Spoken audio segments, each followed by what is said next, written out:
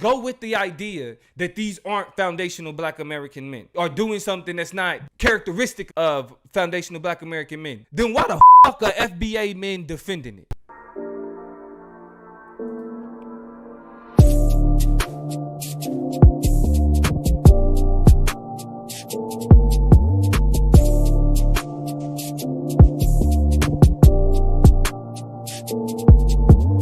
Tariq Nasheed put out a tweet and said a woman was hit in the face with a brick by some goofy non-FBA dude and a bunch of other FBA is foundational Black Americans. So if you're familiar with ADOS, so American Descendants of Slavery, FBA is another version of that. Foundational Black Americans means Black people of America, of the United States. Black Americans. FBA is Black Americans that was born in America, descendants of slavery. Tariq Nasheed said a woman was hit in the face with a brick by some game goofy non-FBA dude, and a bunch of other non-FBA dudes just stood around watching. Now there are people trying to be on some blame Black men vibe. This is tether behavior, and foundational Black American men generally don't blah blah blah. Because oddly enough, it's foundational Black American men that are defending the behavior. So it's like, even if what Tariq Nasheed is saying is true and how he's trying to distance foundational Black American men from this type of behavior, they're the niggas that's defending it. But the question I have for you, Toya, is this conversation about who these people are, the community that they come from. Does Tariq Nasheed make a point? Is it unfair to even direct this conversation to Black men, knowing that these were Somali Americans that were involved? This was a Somali American community involved in this. No, I don't think that this point makes a lot of sense to me, in the sense that race and ethnicity are different, and we're going to learn one day about kind of those characteristics. I don't think we've solidified it yet, but we will. And more important, when we're talking about the diaspora and when we're talking about the violence therein, you can try to link it all you want to. You can say them ain't us and they don't belong to us or whatever, but the bottom line of it is these are Somali Americans. These are Black people who, from the context of race, from the law to the paperwork they fill out, when I fill out any paperwork, it says, am I Black or of African descent? It don't separate them. It don't try to split them up. It don't try to do so. I also am invested in the diaspora.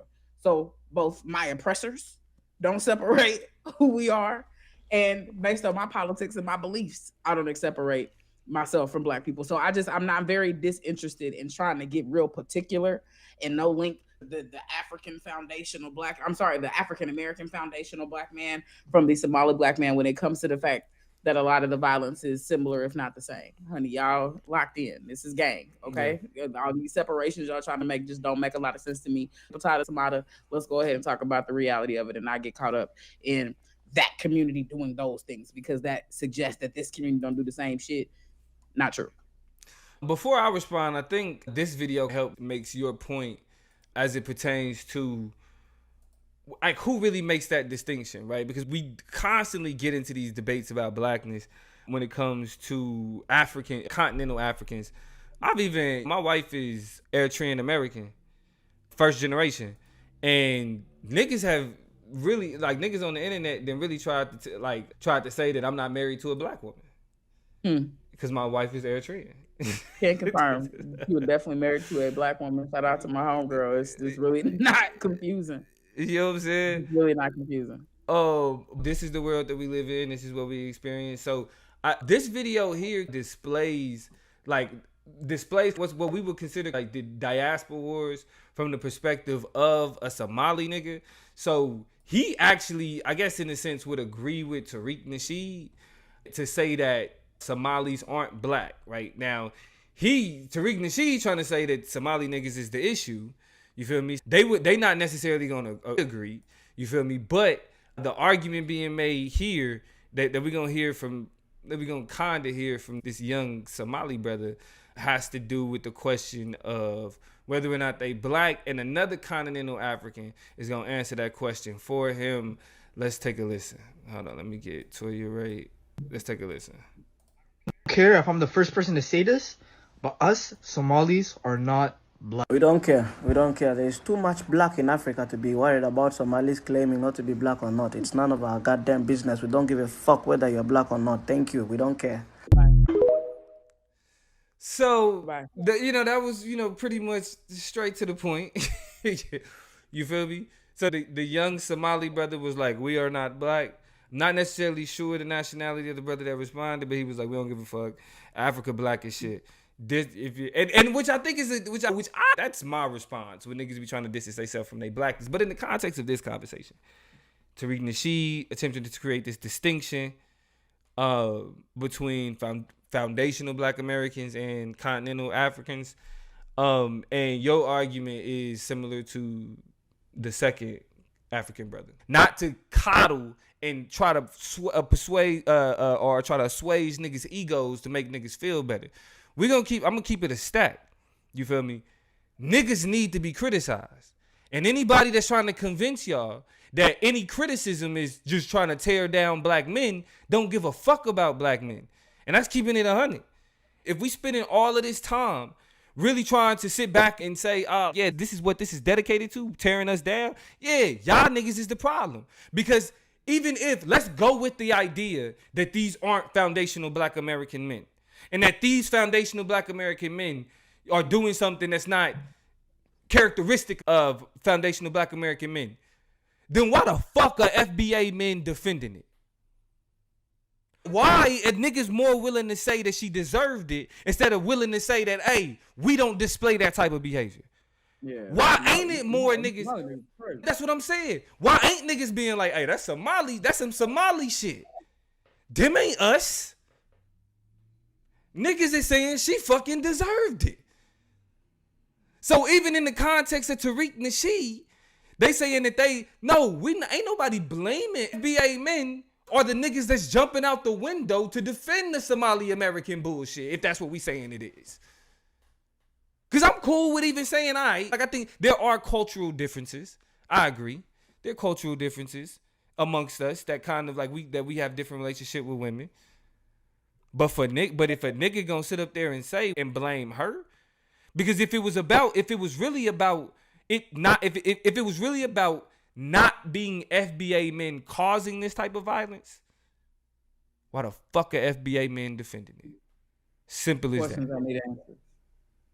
Simple as that. So he also said we can't, or Daddy I said we can't say nigga. We can't say the N-word. Yeah, fuck that. We're not credible. We lose our credibility because we can't say yeah, fuck that nigga.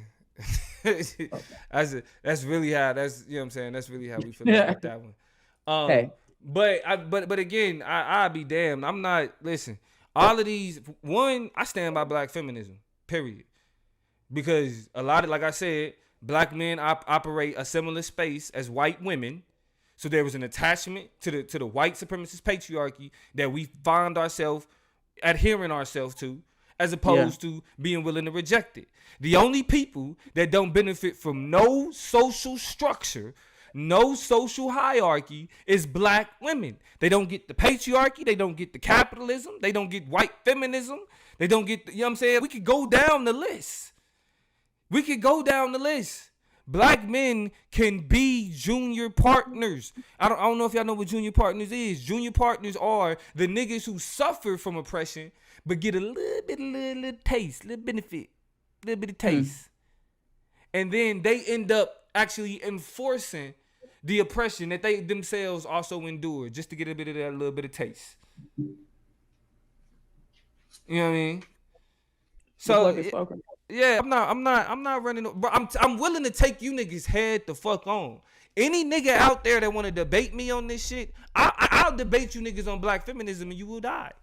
Because what y'all gonna do is y'all gonna attach white feminism on the Black feminism, not understand what the fuck y'all talking about, and get cooked. I didn't already did it once before. Please, nigga, if you niggas test you think I'm not credible, try me. The Chop Up is a debate platform. And I fuck with other debate platforms. Try me. I wish a nigga would. Nigga, you niggas ain't to no benefit of Black men.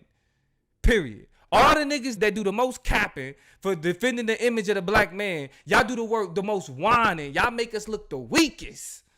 Like this situation. I'm sorry, Toya. I'm sorry. I really been yelling and ranting.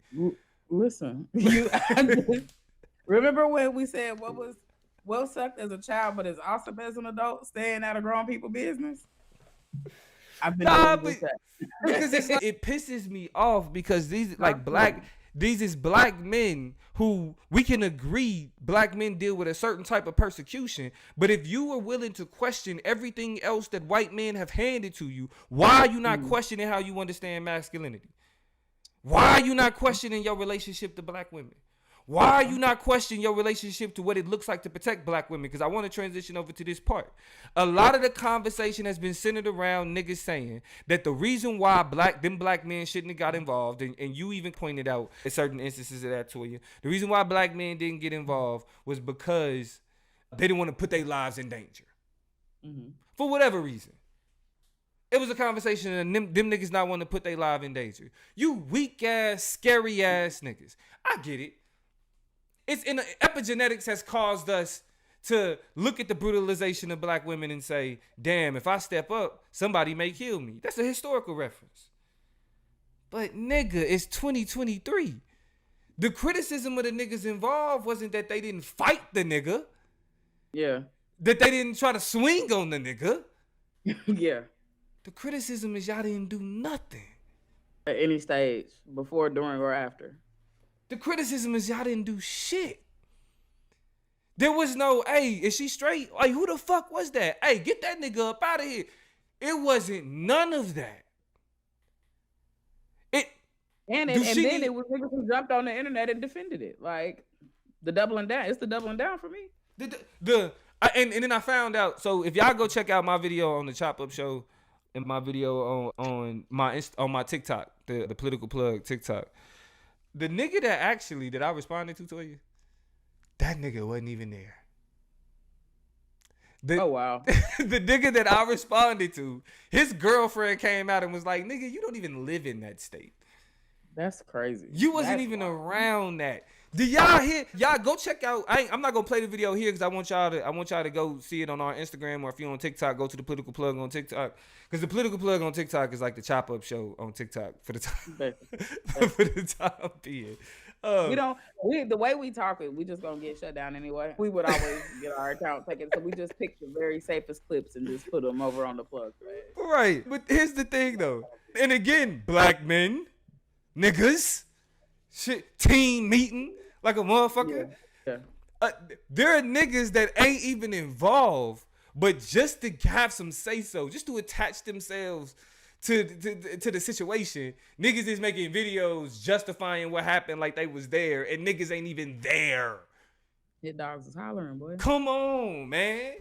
And I guess the nigga knew who she was. You just can't wait to hit a woman in the face with a brick, can you? That's how I feel about that. When you chiming in on shit that ain't got nothing to do with you, you wasn't even there. You not even nothing to do with you. It's just like you just can't wait for a reason. You can't wait to be able to say she deserved that shit. I was in a situation where a black woman did and you just really want that for yourself. You see yourself in it, and that's why you get so upset. I think the logic holds, especially when we see how upset or frustrated we are when Black people are targeted by the police, because that could be me. That could be you know what I'm saying? So we put ourselves, I think psychologically and emotionally, when things like this happen, we put ourselves in the position of either, and this is why somebody always said, we don't have the full context. We need to know all the details, because you want to know which role you want to play, which position you want to occupy. I don't know if it's a human tendency. I don't know if it's a oppressor-oppressee tendency. I don't have the psychological background. It's abuser logic. I'm just getting out the tendency and the habit. Yeah. Because when we see ourselves and other people, we gravitate toward kind of situationalizing and rationalizing shit in that world. I understand completely why a lot of the time when Black people, the story is told of us being shot down. I understand why you did what you did. I don't understand why they did what they did. Exactly. You know what I'm saying? It's usually the situation I'm in. When I see how many people justifying and validating, you can shut picking up. up a brick. Yeah, you can shut up. There was a video floating around on the internet a few months ago of a Black man who berated a Black woman. And it was startling enough to watch because he tried to hit on her. She said no. And from there, he went in on her. I'm talking about for minutes, screamed at the top of his lungs. I think it was like a street fest or something like that. So he's in the middle of a barricaded street, just going off. And nobody said a word. Nobody jumped in and said, man, calm the fuck down. Like, why you doing all of this? Hey, back up off of her, get out of her face, nothing. And berated her. And nobody did nothing. Now we see an escalated version of that situation where somebody else get, and let's not talk about how y'all can't take rejection. That's a whole nother. Oh, that's a whole nother conversation. Whole nother discussion. But now it's escalated to a brick to the face. In none of those situations, anybody intervened, anybody said anything. It was never justified.